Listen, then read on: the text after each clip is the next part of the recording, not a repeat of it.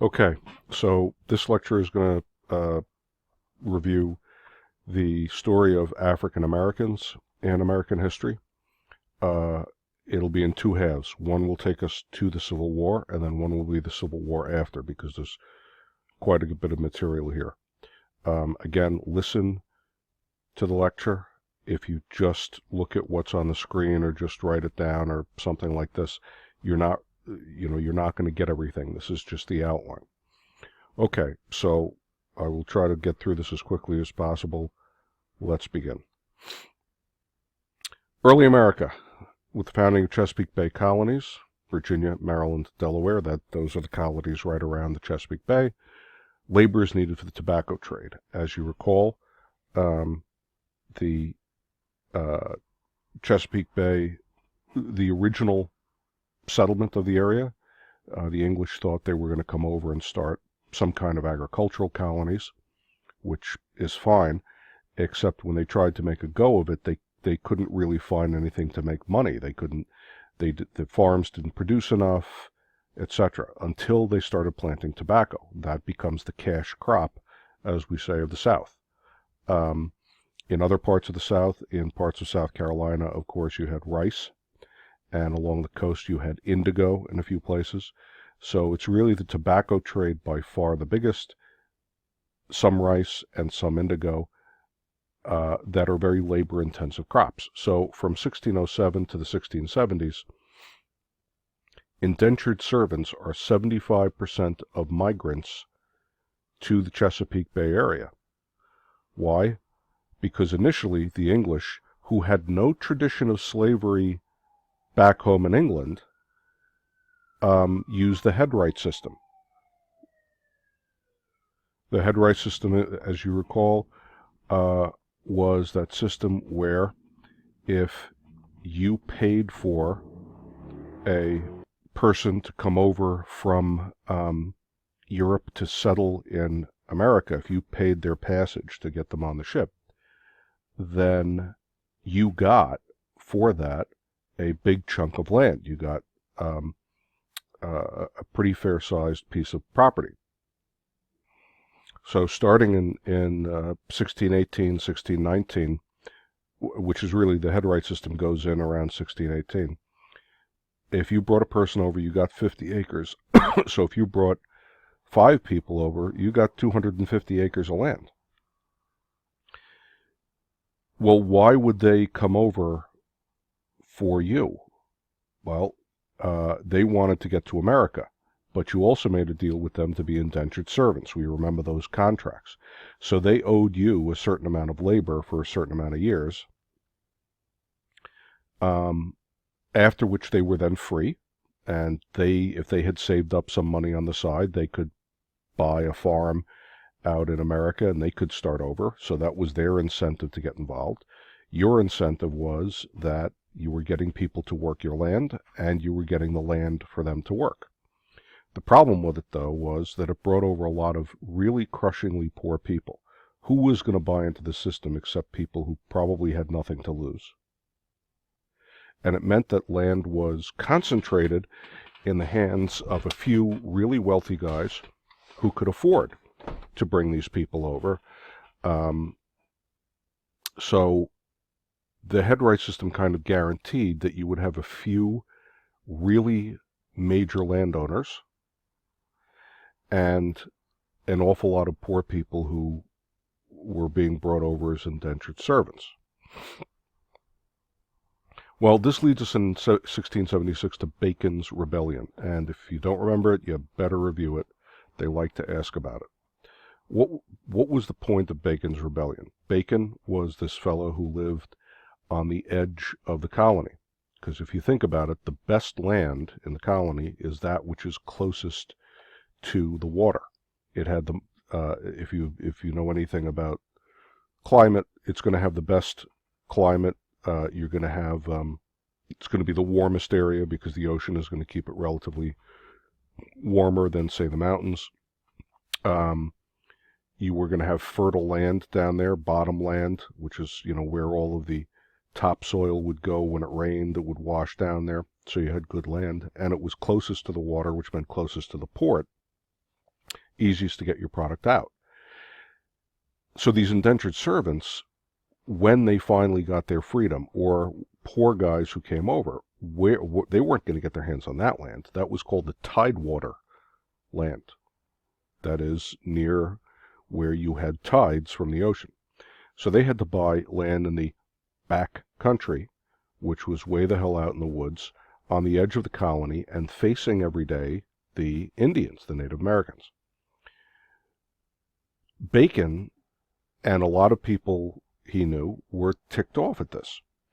The guys down in the Tidewater country, known as the Tidewater gentry, these would have been the wealthy landowners, if you remember, we went through this, wanted to take it easy on the Indians.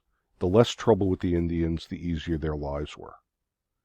Bacon, who was facing the Indians every day and saw them as a threat and a rival, didn't want to take it easy on them, and felt like they were being ignored, they were being oppressed, they were getting the raw end of the stick. So Bacon's rebellion, which was an armed rebellion against the government of Virginia, was partially a class conflict. It was the poor against the wealthy landowners. It was partially about Indian policy.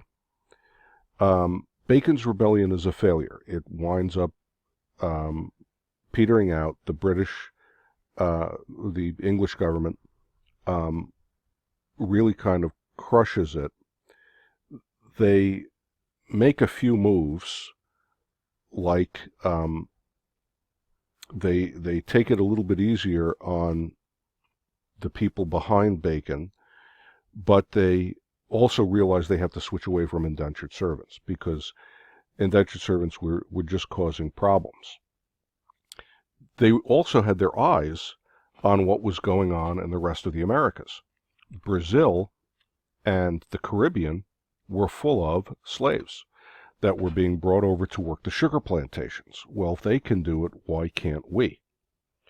You also had another problem. The source of indentured servants was drying up. England was beginning to experience some prosperity, in part because of its colonial operations. So by the late 1600s, they didn't want anything to do with indentured servants anymore, and there were fewer indentured servants, fewer people, if you like, volunteering, if you will, to become indentured servants. So we start to think about slaves. The English turned to the slave trade, which was originally not something they were involved with. They didn't have much of a tradition of it. But it was already huge, enormous in Brazil under the Portuguese and in the West Indies. The Dutch were engaged in the slave trade in a pretty heavy way. And the sugar plantations in South America and the Caribbean were totally dependent on slave trade. You had hundreds of thousands of them. A small percentage of the African slaves in the slave trade wind up in the 13 colonies. If you look at the overall percentage, the vast majority wind up in Brazil, and the rest wind up in the Caribbean. A small percentage wind up in America. However, a small percentage is still first tens of thousands, then hundreds of thousands. We think that as many as 750,000 people were imported into into what would become the United States, into the 13 colonies as slaves. So that tells you, if that's a small percentage, how many human beings were transported across the Atlantic as part of this. There were slaves in all 13 colonies. Pennsylvania, having been founded by Quakers, as we recall, was the least interested in slavery. Pennsylvania actually kept abolishing slavery, but the English government kept, if you like, re-legalizing it over their heads. There were never that many slaves in Pennsylvania. You probably could find, anecdotally, a handful on some of the farms there, but because Pennsylvania was so heavily Quaker, and then the Amish, as we know, the Amish come in the 1700s. Remember those? Those are those Anabaptists. We talked about them. They were really Swiss, but the Pennsylvania Dutch. Dutch really means Deutsch, the Pennsylvania German speakers. Because the Quakers and the Amish were not into it, um, you never really had much slavery there. The middle colonies in general, you had some.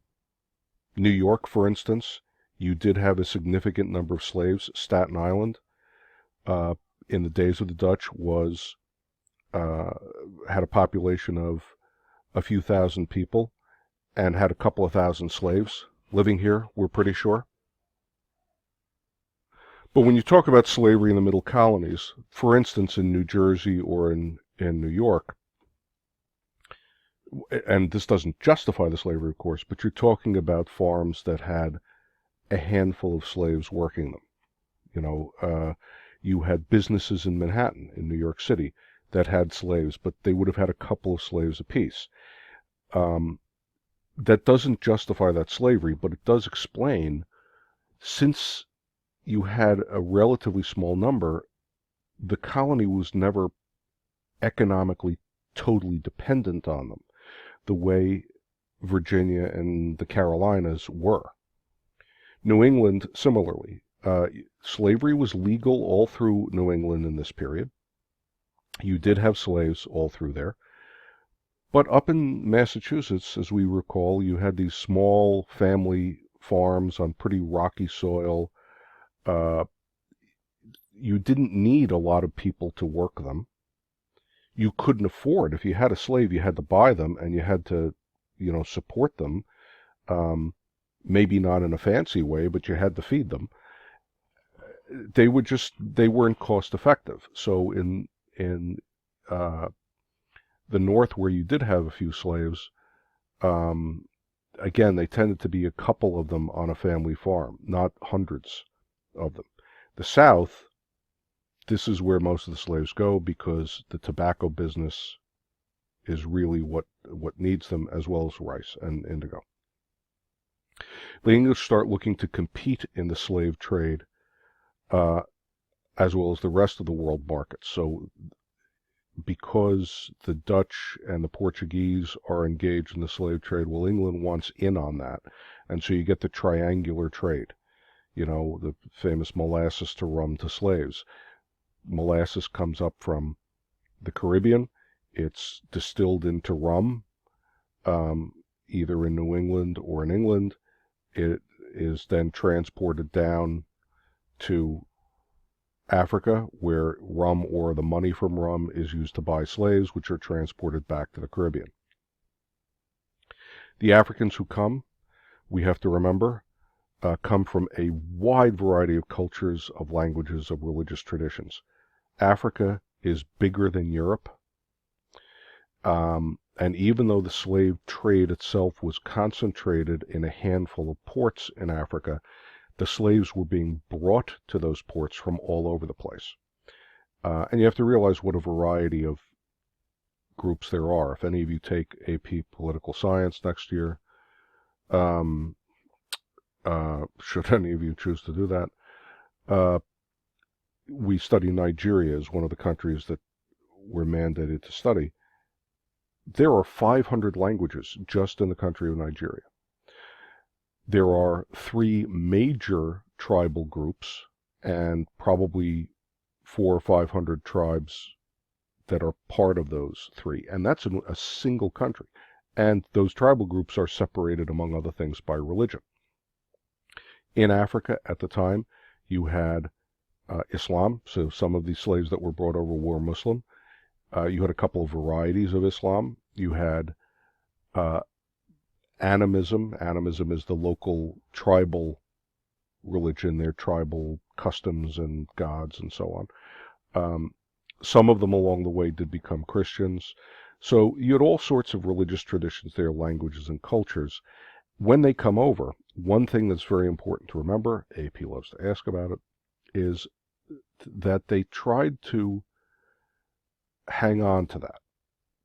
They did try to hang on to their language and their customs. And this shows up even today in some of the language in parts of the South, some of the sort of words that have come into American English come out of the slave tradition.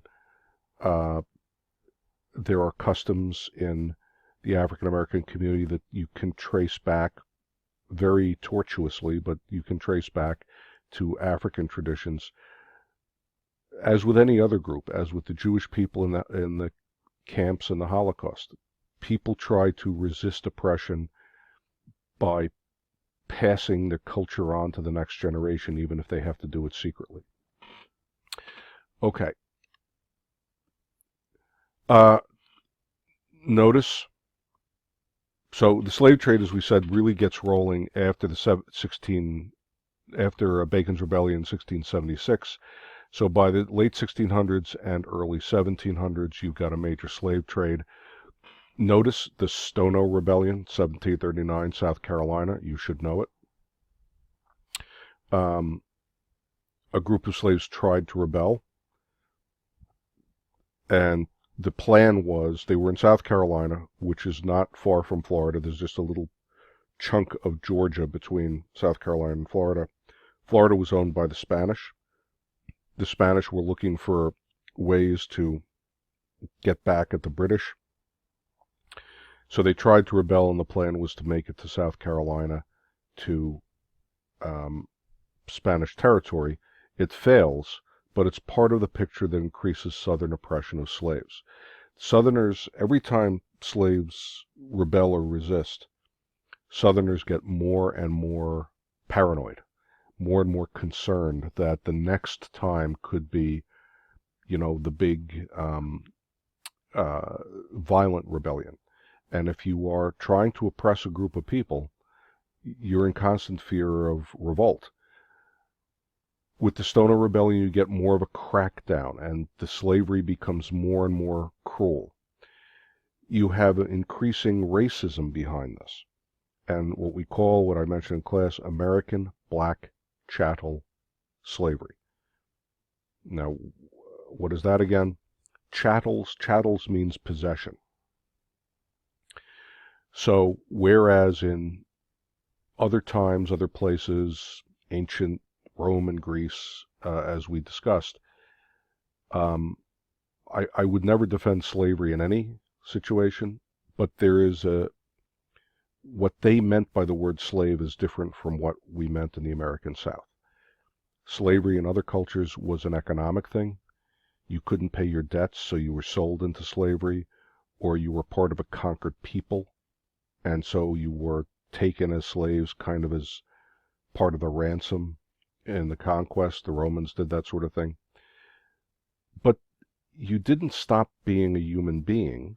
You may have been treated terribly badly, but they didn't theorize that you were not really human. Nor did you lose completely any hope of buying your own freedom out or that sort of thing.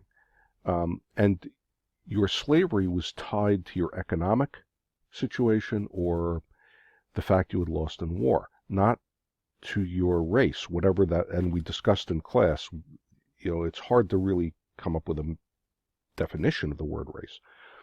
But in the American South, they developed this theory, this idea, that to be black is to be inferior, is to be less human or not human. And a slave, therefore, was simply an object owned by a master, and in that sense no different from a master's cow or a master's hunting dog. They were tools, they were instruments, and had no humanity. That's something that's pretty specific to the Americas, specifically to the American South. Why do they have to do that? Well, the more that they're holding these people in bondage and turning it into a very systematized thing, where it was really part of the economy, they have to justify it to themselves. They have to tell white Southerners have to tell themselves a story that has this make sense. And so that this racist kind of theory is the story they tell themselves to justify to themselves what they're doing. Okay. American Revolution comes along. What happens to the American Revolution? Some slaves were released by their owners. I'm putting it in quotes. I hate to use the word, but, we're using the words at the time.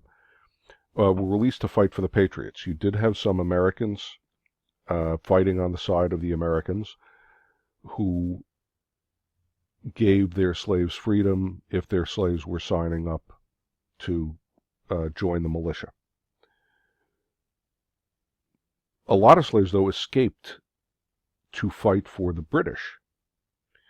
The British did not have a problem with slavery, but they were smart enough to figure that if they made it public, that they would give any slave their freedom who came and fought for the British cause. Well, they could do a lot of recruiting right there. And if the ex-slaves are fighting on their side, that's that many fewer British that have to come across the water, that many fewer British who get killed over here, and so it makes the war less unpopular back home. And you've got a sort of built-in pool of soldiers. There were a number of African Americans, quite a few African Americans, who took them up on their deal. Well, they lose in all senses. The British lose the war, and instead of making good on their promise, one of the things at the end of the war the British promised to do is to give all those slaves back. And so those guys really, if they couldn't get away altogether somehow, they were really screwed. During the Revolution, there was much talk of the evils of slavery by a few. Benjamin Franklin, who was a Pennsylvanian, he was born in Boston, but he always identified as a Pennsylvanian. Not a Quaker himself, but very influenced by a lot of their ethical ideas, was a strong abolitionist. He thought that slavery was evil. And it's an interesting thing to notice, by the way. Franklin, it wasn't just that Franklin and some of these other guys we'll talk about thought that it was bad for the slaves. They also thought it was bad for the masters. It's an interesting thing to remind yourself of. We talked about it. They felt that one man owning another brutalized the owner. It made him into more of a brute, more violent, more ethically compromised. So they really believed that slavery, again, was not only, if you like, mean to the slave, but it turned the master into a mean guy. And so they thought it was bad for society in general. Franklin is one of these guys, and there were a lot of, a handful of abolitionists in the 1700s. We'll talk in a minute about John Jay, for instance, in New York. I just mentioned to you on the side, Washington himself owned slaves, and quite a few. And yet at the same time was in a weird way not a fan of slavery. He was one of many men at the time who had trouble with slavery, but thought it was impractical to organize society any other way. If you simply released the slaves, they felt you were just turning them loose on the world with no way to make a living, and you couldn't realistically run the economy without them. So I'm not defending Washington in this case, but he did own slaves, but even there was a hesitancy about it. Jefferson, we know, was theoretically against slavery, but when push came to shove, and he was faced with the decision of, freeing his slaves and kind of living in poverty, or hanging on to his slaves and remaining, at least having the appearance of a wealthy guy, but compromising himself morally, he chose to hang on to his slaves.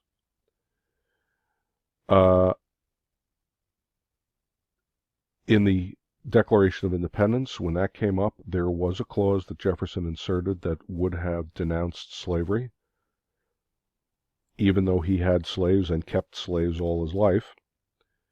But slavery was left untouched to keep the Southern colonies in the Patriots' cause. They took that sentence out of the Declaration of Independence because they wanted to keep Virginia and the Carolinas part of the American Revolution. Okay, that gets us then to Northwest Ordinance of 1787. We win the American Revolution.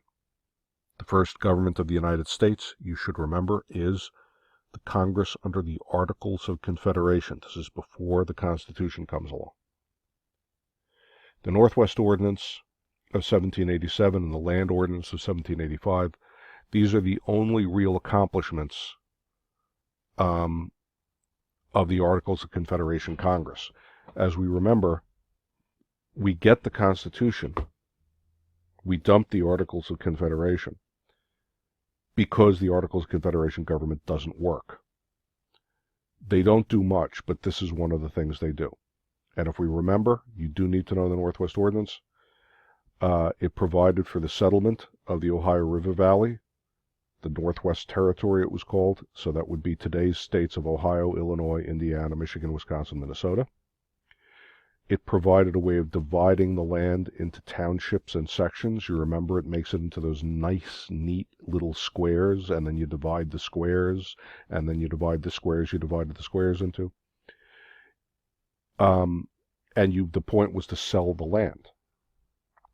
Selling the land off would encourage farmers to move into that territory, and so sort of firmly settle it with Americans. And every dollar that you made selling the land went into the new U.S. government that didn't have another way to make money. The Articles of Confederation Congress couldn't tax anybody. So it gave money to the government to operate. It provided a pathway for each of these areas to statehood. So once they got a certain number of people there, they could organize a territorial government, and once they got a certain number more people, they could start to apply for statehood. And some of the land, if you remember that, there was a specific section in each township. When you sold that land, that money paid for a school. Okay. Well, what does that got to do with African Americans? Don't forget, the Northwest Ordinance also barred slavery from being extended into these new areas. So those states, once they were organized, would be slave-free because of the Northwest Ordinance. What's the message there? Not everybody's comfortable with slavery. We're only at 1787. We're well before the Civil War. But already there are so many people who say, I don't like the slavery stuff, that they're thinking about, well, we can't do anything about it in Virginia, but we do want to make sure it doesn't extend any further than it is. On the other hand, as uncomfortable as Northerners were with this, the kinds of people who would be going into the Ohio River Valley, don't forget, they are coming across from Pennsylvania, for instance, to go in there. This same rule was not extended to new territories in the South. As the new United States of America moved across the Appalachian Mountains and moved into Alabama and Mississippi and Louisiana and so on, there was no similar rule for southern states because you wouldn't have been able to get it past Congress, and the southern states wouldn't have gone along with it. So you already have the beginnings of the North-South split there. Okay, now we talk about the early United States. U.S. Constitution is passed, we know, in 1787. The U.S. Constitution guaranteed the legality of slavery in any state that wanted it. So it didn't force a state to have slavery, but if a state wanted to have it, the U.S. Constitution had written into it that, slavery was legal. It ordered an end of slave importation by 1808. But so what? Meaning, You couldn't bring slaves from Africa into the new United States after 1808. But why did the Southerners go along with that? Well, simply because they weren't really doing it anymore. The number um, of importations, the number of slaves being imported, had gotten very low. And why? Well, because you had enough slaves having children here that you had internal slave trade in the United States. You didn't need to import them anymore. So, okay, that's in the Constitution, but how much did it really matter? The 3/5 compromise, we remember, you count up the total number of slaves in a state, you multiply it by 60%, 3/5, and you add that number to your white population to figure out how many congressmen you get. It is false to say that a slave counted as 3/5 of a human being. That's not what it means. Because slaves didn't count as human beings at all. They didn't get representation in Congress, nothing. It just meant that as far as population went, you only counted 60% of them. Why? Because the southern states that had a lot of slaves wanted to add them to their population, because it meant that they got that many more congressmen. The northern states didn't want that, because if a slave is just property, why should you get benefit in Congress for that? The northern states were afraid of being overwhelmed. The southern states were afraid that if they didn't do this, the northern states would have enough votes someday to abolish slavery. So the 3/5 compromise was enough so that southern states maintained enough seats in Congress that you couldn't abolish slavery, but they didn't get so many seats that the North was shut out of having a voice about anything. What happens as a result after the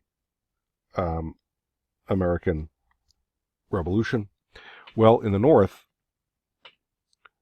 you had gradual abolition of slavery. Massachusetts, we remember, abolished slavery in 1776. The new revolutionary government of Massachusetts had written into their state constitution that all men were created equal. A black slave went to a Massachusetts court and said, if that's what the new constitution says, then I must not be a slave anymore. And the court said, I guess you're right. And slavery just ended in Massachusetts. Pennsylvania never really had slavery, as we've talked about. The other states, New York, New Jersey, and so on, gradually abolished it. In New York, John Jay, who, as we remember, was one of the writers of the Federalist Papers that pushed the adoption of the Constitution, and who was our first Chief Justice of the United States and part of the American Revolutionary Government, John Jay really organized a push to abolish slavery in New York. And he got Alexander Hamilton and Aaron Burr both on board with this. And they had been working since 1785. So even before the U.S. Constitution, to get rid of slavery in New York. And I'm just using New York, not that the AP will ask specifically about it, but as an example of what we mean by gradual abolition. So in New York, they passed a law saying nobody born after a certain date would be a slave. People who were already slaves remained slaves, but they would stop being slaves over time. And so by 1827, the last slaves in New York were, by law, no longer slaves and freed. Okay, so the other states, in addition to New York, kind of follow a similar pattern. So by the 1820s, in the northern states, slavery had pretty well been abolished. You also had manumission. Manumission is when you free an individual slave. Um, some states and some individuals had done that as rewards to blacks who had served in the Revolutionary War on the Patriot side. Some had done it in their wills. When they died, they freed all of the slaves they owned. Some had done it individually, one-on-one. And so you get free black clusters in the North. Uh, the new Staten Island ferry, they just built a new, or they're in the process of building a new Staten Island ferry. It's going to be called the Sandy Ground. Sandy Ground is the name of a neighborhood out in Rossville, way out on the end of Rossville Avenue, which was a community of ex-slaves, freed blacks from the 1820s, who formed a little neighborhood out there. Much of it is gone now, but they had a little neighborhood out there, and most of them became fishermen. They would fish out in the Arthur Kill and out in Raritan Bay. So you had that sort of thing all over the North. What did you have in the South? Well, a very different story. First of all, you had the slave rebellion in Haiti, Toussaint Louverture, you may remember, 1791 to 1804. It absolutely terrifies Southerners. It really freaks them out because it was bloody and successful for quite a while. And so they become terrified of their slaves, but they're afraid to let go. You know, it's the old story of if you're riding a wild man-eating tiger and you're holding it by the ears and sitting on its back, well, you don't dare let go, but you don't dare not. So you really don't know what to do. Furthermore, in 1793, you got the cotton gin. This really transforms the South, as we remember. The cotton gin suddenly makes cotton an economically feasible crop because you could process cotton much more quickly and much more easily and much more efficiently. The more you could really produce, you could make a lot of money with cotton. Before the cotton gin, it would take a slave all day to work through a single batch, let's call it, of cotton, picking out the seeds and all this sort of thing. And at the end of the day, you had one batch. With the cotton gin, you had that batch ready in a couple of minutes. Now you could produce 100 batches a day, and now you could really make money. And so it was worthwhile to plant cotton. You also had British textile industry beginning to really take off. And as the British began to make more and more cloth in the new mills, remember, this is the very, very early stages of the Industrial Revolution. So you got all of these new mills, factories coming along to make cloth. They have this insatiable hunger for cotton. And Southern farmers are beginning to move west and south, meaning instead of concentrated in Virginia, which is on the East Coast and is, if you like, the northern part of the South, you get more and more farmers moving into Georgia and moving across Georgia to Alabama and Mississippi and so on out there. So you got fresh soil, better soil, more cotton growing. Okay, well, that's great if you are in the cotton business, but it also means that the demand for slaves, because it's still a very labor-intensive business. As we talked about, you can't harvest cotton mechanically. We can do it now, but in those days, certainly you couldn't. You needed, and you couldn't do it, you know, if you like, by batch. You couldn't just go out there and sort of, you know, take a knife and scythe down acres of wheat. You needed a lot of individuals to go and pick the cotton off of the bushes. So there's now this sudden surge in the need for slaves.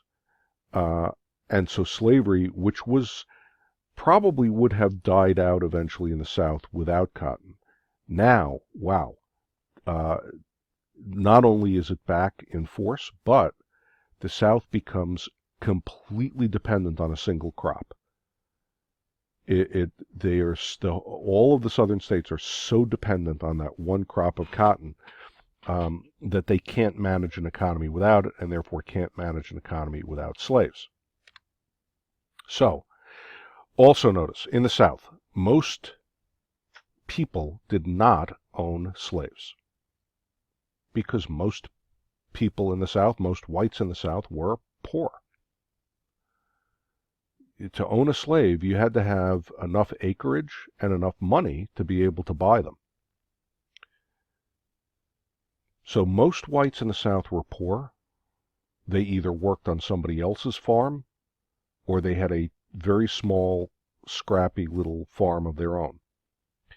But just because they didn't own slaves didn't mean they didn't want to. They wished they could. They hoped someday to get that rich. And if you're a poor white, you want somebody to be worse off than you. So even if you were white trash in the South, you could always look down on those blacks and say, well, at least I'm not a slave like them. That makes me something important. The minority that did own a number of slaves dominated the economy and politics. So if you were a plantation owner who owned 20, 30, 40 slaves and up into the hundreds, that was a small minority of Southerners, but they completely controlled the politics and the money of the South. Slave trade thrives through, I hate to use the word, but breeding. We're no longer importing slaves, but there is a massive slave trade among plantation owners buying and selling slaves that are born on their plantations. The slaves, racist justifications rise, as does harsh treatment.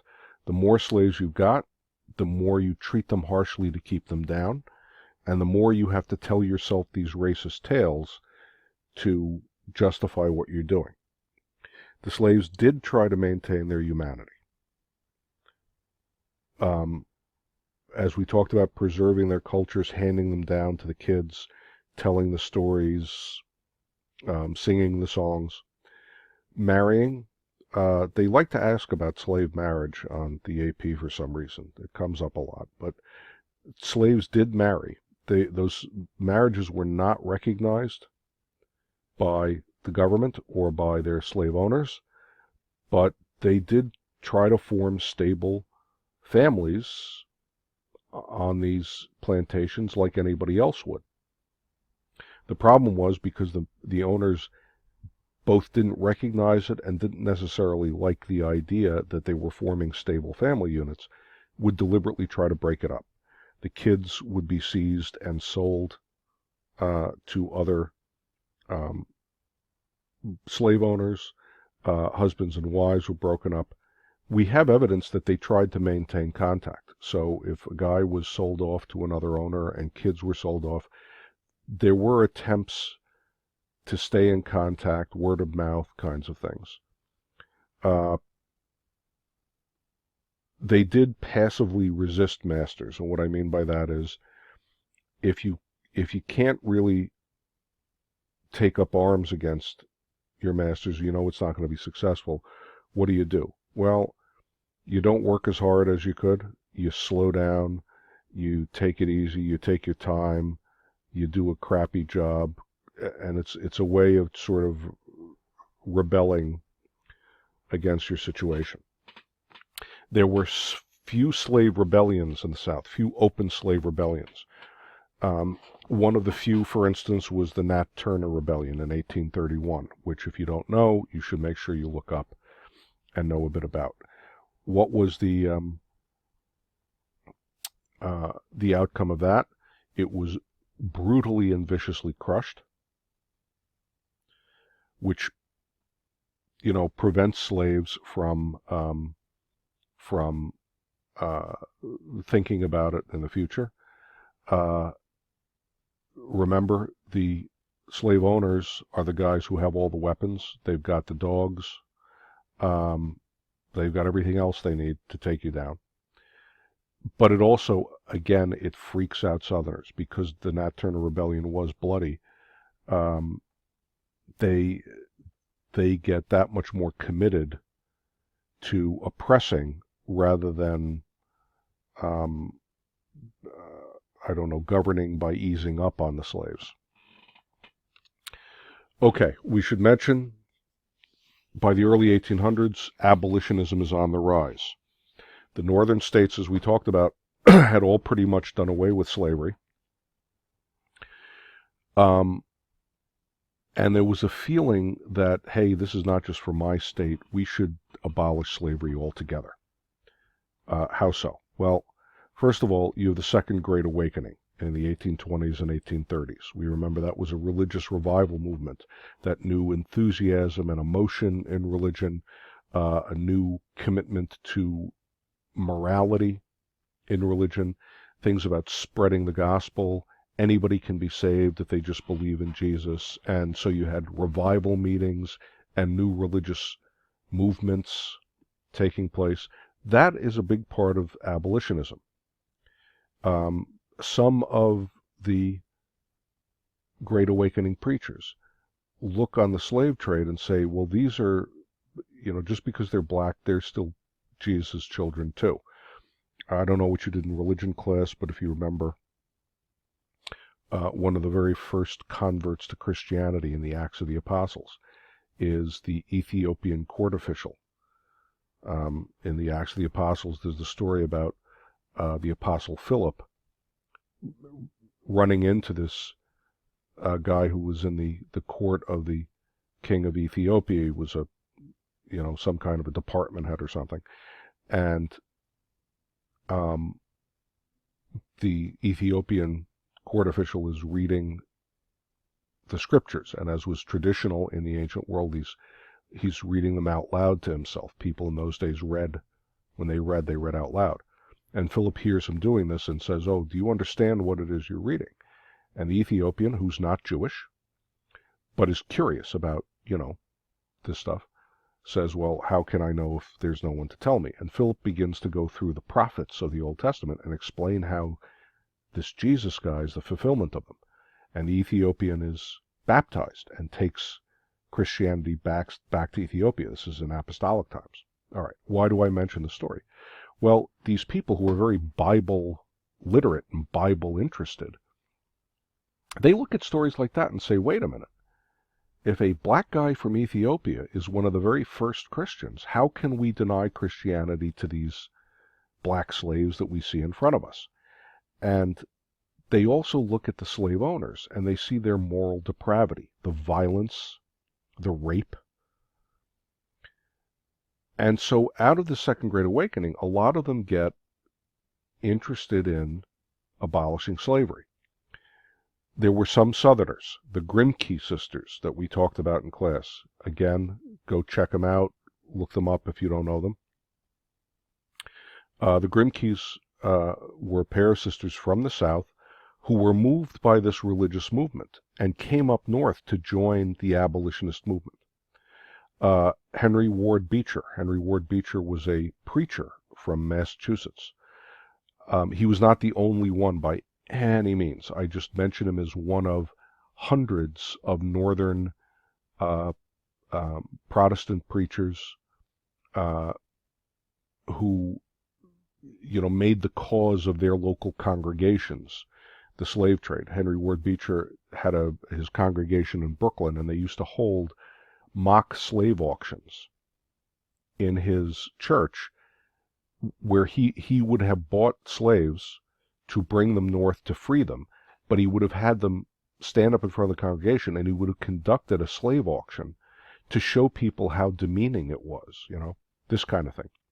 William Lloyd Garrison, again, you really better know him, publisher of The Liberator. He was a very radical abolitionist. He wanted none of this gradual stuff. We're going to do it over time. We'll buy the slaves from the South. Nope, he said, we should just make a law abolishing slavery now, period, paragraph, and if you lose out, tough. I mentioned to you the American Colonization Society. American Colonization Society were people who they were not so much out of the Second Great Awakening. Some of them were, but they thought that slavery was a bad thing. But the question was, what do you do about it? The fear, some people said, well, simply free them. Other people said, well, if you free them, they don't have a way to make a living. How are they going to get along? And there are other people who said, if you free them, now you've got these people around here whom so many whites hate blacks just for being black, you're creating a problem. So the American colonization was a group of people who said the best solution to this is to send freed slaves back to Africa. So the colony, I guess I should put in, of Liberia was created. I shouldn't really call it a colony. It was founded by these people from the United States. Liberia, of course, from the Latin for freedom, so freedom land, if you like. The capital of Liberia was Monrovia, named for President James Monroe. And it was originally populated with freed American blacks. I say there are very mixed motives here. Why? Because every person who was involved in the American Colonization Society was involved for a different reason. Some people because they thought they were doing these people a favor by giving them a chance to start over. Some people because they thought they didn't want this many black people in our country, so the easiest way to deal with it is to send them back, quote, to where they came from. In fact, they didn't come from there. As we said, African slaves had come from all over the place in Africa, not from Liberia, which is a tiny country. And these people in the 1820s and 30s, which is when the American Colonization Society really gets started, none of these people had been born in Africa. They had been born in America on American plantations, and in most cases, probably their grandparents had been born here. So you weren't sending them back, quote, home. America was as much their home as anybody else's. Okay. But it does show you the kind of the range of thought about this slavery thing. What do we do about it? What's the practical solution? We should mention Frederick Douglass. Frederick Douglass publishes Narrative of the Life of Frederick Douglass in 1845. Again, if you are not familiar with Frederick Douglass, you damn well better be. Douglass, an ex-slave himself, a very articulate man, great writer, great speaker, comes up north and becomes the black man, the African American, who is the spokesman for abolitionism. All these other people were white.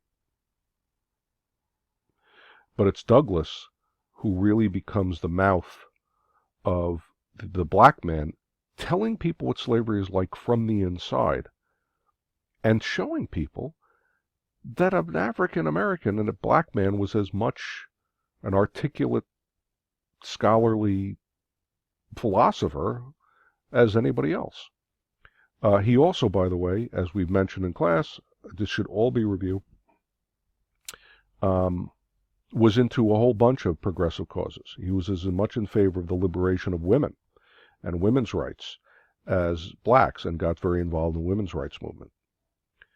Okay, and I also mentioned, of course, Harriet Beecher Stowe, Uncle Tom's Cabin, which is 1852. A novel, but the biggest bestseller of the period, and it really opens a lot of people's eyes to the brutality of the slave system. All right. You need to keep all this in mind. 1820s, 30s, Second Great Awakening, which gets these people rolling. So by the 30s, 40s, 50s, Garrison is running his newspaper. Beecher is preaching. Uncle Tom's Cabin is in the 1850s. Frederick Douglass has become a celebrity in the North and is doing the lecture circuit in the 1840s and 50s as we look at the compromises. Okay, so what's the problem? The problem is keeping the balance in the Senate. This is the big obsession. Every state gets 2 senators, so you have to keep as many senators from the North as from the South, because otherwise the South is terrified that they will someday lose out. And the North, of course, doesn't want to be overwhelmed. So Missouri, the Missouri Territory, was ready to become a state in 1820. If they had come in, they would have come in as a slave state. So what do? Missouri Compromise is, and remember, these compromises are always about pushing the issue off. How do we not deal with it for another few years? We'll take that piece of property that's called Maine and admit that as a state. That was a piece of Massachusetts. We'll admit that as a free state. We'll admit Missouri as a slave state. We will declare that territory north of the Missouri Compromise line will be free, and south of that will be slave. So as the United States moves west and out past the Mississippi, as it organizes the states in the Louisiana Territory, the northern states will be free, and the southern states will be slave one by one, and we'll keep the balance in the Senate that way. And depending on how you look at it, you diffuse the issue or you simply throw it off, you defer it for another few years. The Missouri Compromise holds until the 1840s.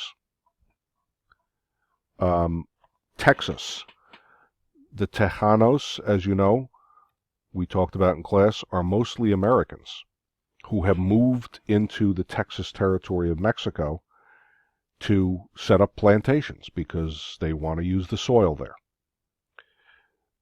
Mexico had abolished slavery. The Tejanos want to keep slavery. And so you have the Texas Rebellion, where Texas declares itself an independent republic so they can keep slavery. They then want to get into the United States. They want to become a U.S. state. Andrew Jackson resisted it, even though Jackson was a very pro-slavery guy, held slaves himself, and was a Southerner. 1836, he could have let them in. He could have pushed to have them admitted as a state. He doesn't because he's afraid it'll upset the Missouri Compromise, and now we will be war could break out over it. By 1845, Texas joined as a slave state, which triggers the Mexican War. The United States and Mexico get into a dispute as to what the boundaries of this Texas are, and that creates the excuse for the Mexican War. The Wilmot, when we win the Mexican War, the Wilmot Proviso would have banned slavery in the territory acquired in the Mexican War. That is, it would have prevented slavery from going west. It is a free soil position. What you really need to know about the Wilmot Proviso is that it does not pass. Kids always get that wrong. The Wilmot Proviso never actually happens. It's a proposal that doesn't pass. Well, 1845, this is going to create a crisis which gets solved by the Compromise of 1850.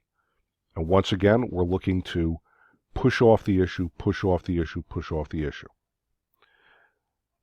The Compromise of 1850, California now. 1849, we had the gold rush. Ton of people out there now. They want to be part of America. So even though there's no states between California and Texas, we're going to admit California as a free state. That'll balance Texas. Okay. What else are we going to do? Well, the biggest slave market in America was in Washington, D.C. So they shut down. The giveaway to Northern abolitionists is, we will shut down the slave trade in D.C. Not slavery, just the trade in slaves. What are we going to do about the land between Texas and California? That's the New Mexico and Utah territories. Popular sovereignty. Someday when they get to be states, we'll worry about that. We'll let them vote on it in theory, but we'll worry about that later. What's the big giveaway to the South? If the slave trade in D.C. is the giveaway to the North. What's the giveaway to the South? The Fugitive Slave Act, which says Southerners can pursue their slaves into the northern states. Northerners are required by law to turn those slaves over, and if they don't, they can go to jail. The North is infuriated by this. And the Underground Railroad gets a lot more sympathizers in the North. Harriet Tubman and all that. Northerners become much more sympathetic to the Underground Railroad because they don't want to go along with this Fugitive Slave Act. Who was the South to tell me what to do? Well, as you see, we had the Compromise of 1820. That lasts until the 1840s, and then 1850, we have the Compromise of 1850, and now things are accelerating. Just 4 years later, you have the Ostend Manifesto and the Kansas-Nebraska Act. Ostend Manifesto in 1854, Southerners propose to simply seize Cuba. They're just going to take it. They're going to conquer it and turn it into a slave state. This never happens. The Ostend Manifesto is just an idea, frankly.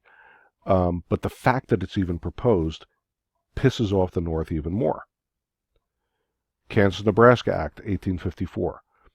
Two of those bits of the Louisiana Purchase are both ready to become states. Kansas, which is to the south, and Nebraska to the north. What are we going to do about them?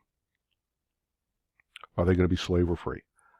Okay, so the proposal is made by Stephen Douglas, no relation to Frederick Douglass. Stephen Douglas, popular sovereignty. The people in Kansas and Nebraska will get to vote on it. Kansas is all set to go to become a state.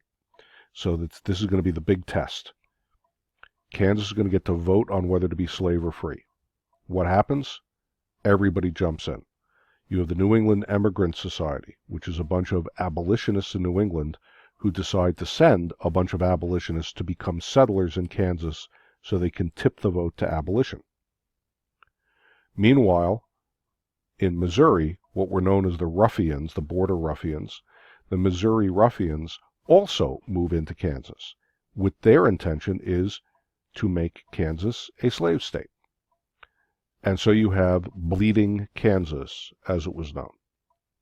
Bleeding Kansas, practically a civil war just within the territory of Kansas itself between these two groups that got very bloody. John Brown, who we know will later be involved in his raid on Harper's Ferry, that is one of the triggers for the Civil War. John Brown has his Osawatomie massacre,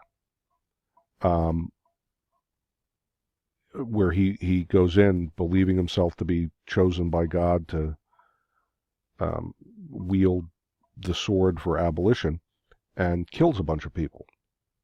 The Whig Party, which does not take sides in this and cannot get around this, winds up dissolving because they become ineffective. And so you get a split in the country now over the slavery issue. The Democratic Party, which is basically pro-slavery, and the Republican Party, which is anti-slavery in a variety of ways. We'll talk about that in a minute. The Kansas-Nebraska Act, because it would have permitted popular sovereignty, it destroys the Missouri Compromise. If the Missouri Compromise of 1820 said everything north of the line is free, south is slave, the Kansas-Nebraska Act says, well, just ignore that. Now people get to vote. 1856, John C. Fremont is the first Republican candidate for president. He loses, of course, but establishes the Republican Party as a credible party in American politics. Okay, we're really speeding up here because next year, now we got the Dred Scott decision, 1857. Roger B. Taney, Chief Justice of the United States, in his decision says in so many words, not only are slaves property, but no black man has any rights that any white man need respect, and that blacks are not and could never become citizens. Taney also says Congress did not have constitutional power to abolish or limit slavery. So Congress cannot the free soil position, which it says we'll leave slavery alone where it is, but we won't let it extend west. Tawney says Congress can't write that into law. Congress could not write the Missouri Compromise, which banned slavery above a certain line. And the Northwest Ordinance was also illegal. So Tawney basically says the federal government can't do anything about slavery under any conditions. 1858, you have the Lincoln-Douglas debate. Stephen Douglas and Abraham Lincoln are both running for Senate in Illinois. They have that famous series of debates.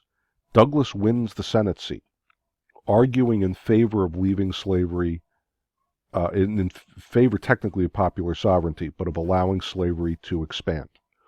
Lincoln holds for free soil, that we should not expand slavery into new territories. The debate becomes really about the institution of slavery itself and how terrible it is. Douglas wins the Senate seat, but Lincoln has become, because of this, a national political figure.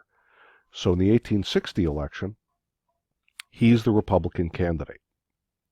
Republicans include free soilers, who say leave slavery alone where it is, but don't let it expand. Gradual abolitionists who say we should get rid of slavery, but we'll do it slowly and in stages. And radicals who say we should simply ban slavery altogether as of yesterday, period, paragraph.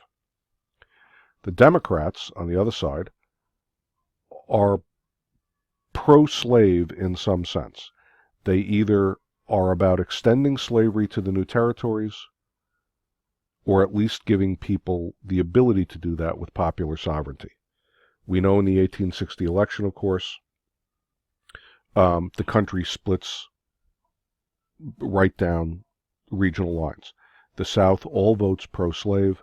The North all votes pro-Republican.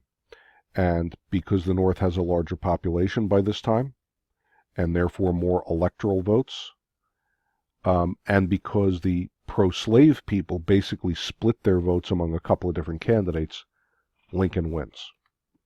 That gets us then to the Civil War. The South secedes because of Lincoln's election. The issue is slavery, no matter what anybody tells you. South Carolina is the first to go right after the election, and they say in so many words, we are leaving because Lincoln's election shows you can't trust the federal government. They're afraid he's either too soft or he's secretly an abolitionist himself.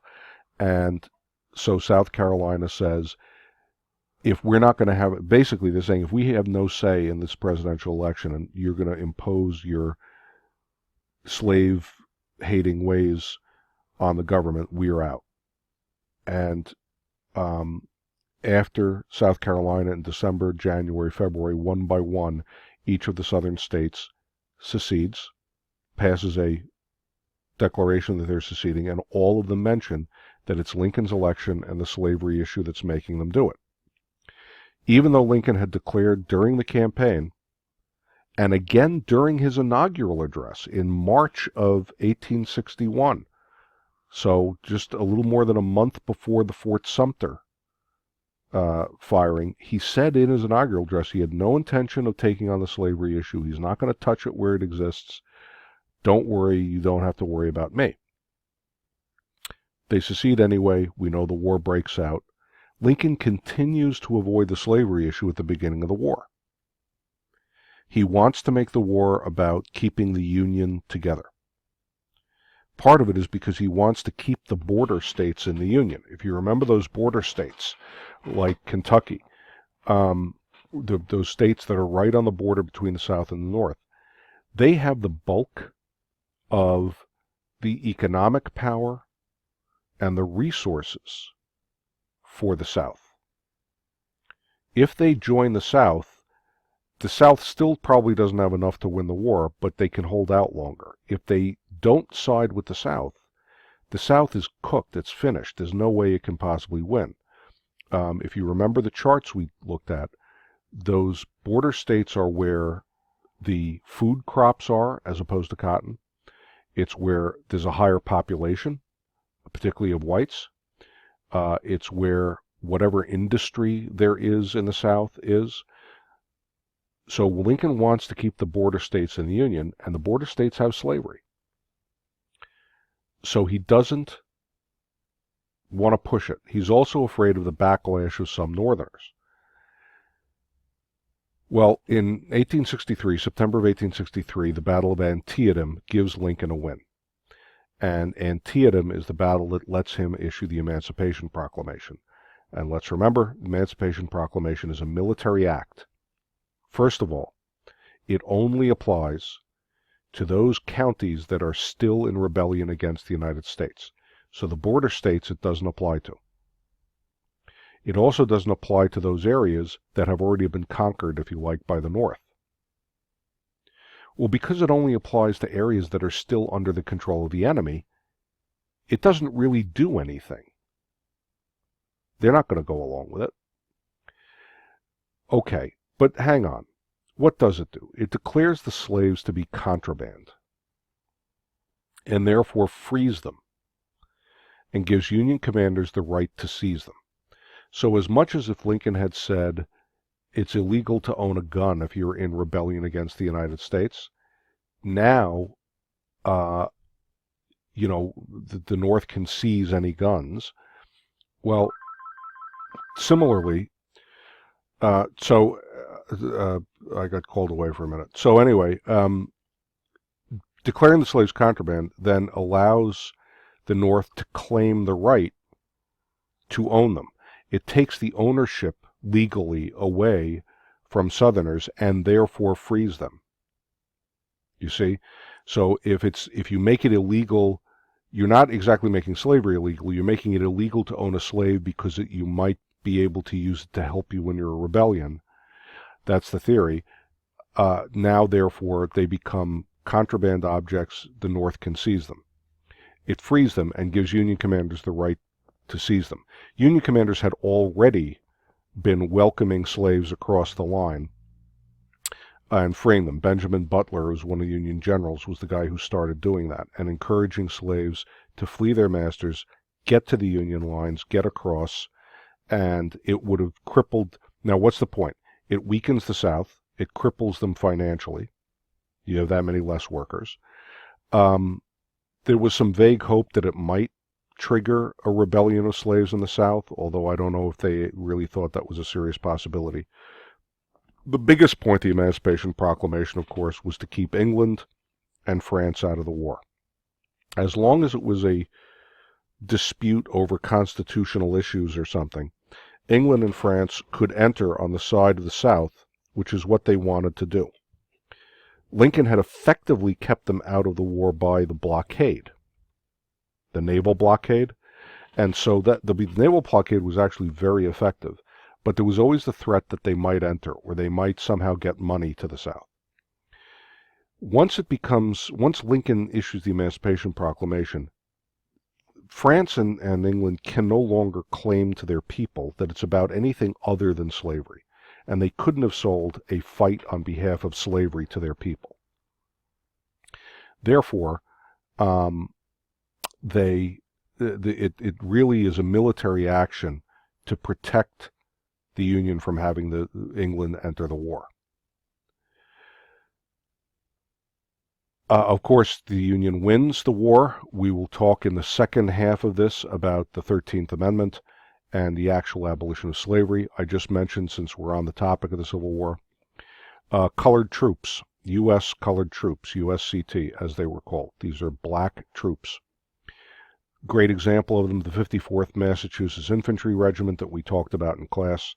Thing to remember about them, they were all volunteers. The colored troops were not drafted. They were not forced. They chose to fight. And they were taking a huge, deadly risk. Other Union soldiers, if you were a white Union soldier and you were facing a Confederate, well, he had to capture you and treat you as a prisoner of war, and they had rules about prisoner of war even then. If you were wounded, you were entitled to, medical care, such as they had it, of course, at the time. And Officers were treated with a certain amount of respect, like, noble foes in a way. If, on the other hand, you were black troops, you got none of that. You were treated as a rebellious slave, which meant you were not captured, you were killed. You got no medical care, you were killed. If somehow you managed to not be killed, you were enslaved. And it didn't matter if you hadn't been a slave before the war, you were enslaved now. So they were really taking powerfully deadly risks to volunteer for this. They received lower pay than white troops. They got the last of everything. They were the last equipped, the last to get uniforms, the last to get food rations. They could not rise in the ranks. So the commanders of their units were all white officers. So even though they're fighting for the Union and fighting in the name of abolition and all that, they were still treated as third-class citizens, even by the Union. And yet they were valiant fighters. The colored troops that did see combat, and the Union was reluctant to send them into combat, but the ones that did see combat really fought with remarkable heroism. Okay, second half of this will pick up with Reconstruction.